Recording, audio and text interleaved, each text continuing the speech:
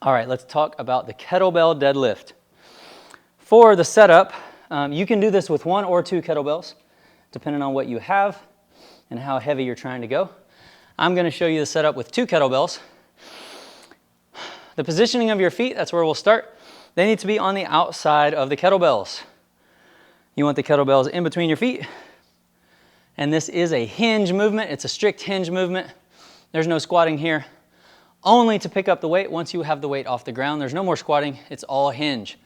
So we're going to keep the shoulders back, proud chest. I'm going to hinge down to get the weight. I can't reach it, so I'm going to squat just enough to pick up the weight. And then I'll squat out of it, and the rest is hinge. Once I have the kettlebells here, I'm driving up with the hips, and then I'm thinking with my hips only. Shoulders are pulled back, proud chest, and I'm driving my hips back, soft bend in the knees. Once I get to that end range of motion and my hips are no longer moving back, I drive back up. So let me show you what that looks like from the side.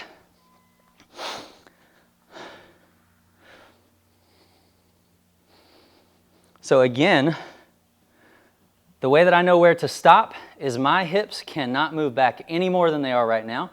My glutes and hamstrings are loaded up. They're nice and tight. So I drive back up. One other thing to keep in mind is you don't ever want this to happen to where you're inverted and your shoulders are below your hips. You don't even want them in line with your hips.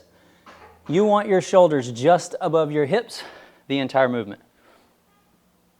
And you should be thinking with your glutes and hamstrings, and you should load them up and feel them tighten up as you drive your hips back, and then you pull that kettlebell right back up.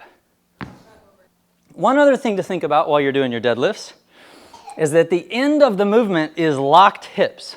The best way to know your hips are locked is to squeeze your butt cheeks together. What you want to avoid is hyperextending your back. You don't need to lean back with your upper back. Once your hips lock out, you are done. My shoulders are still pulled back. My chest is proud.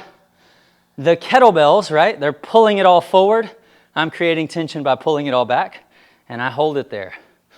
But I don't lean back at the top. I simply lock my hips out by squeezing my cheeks together.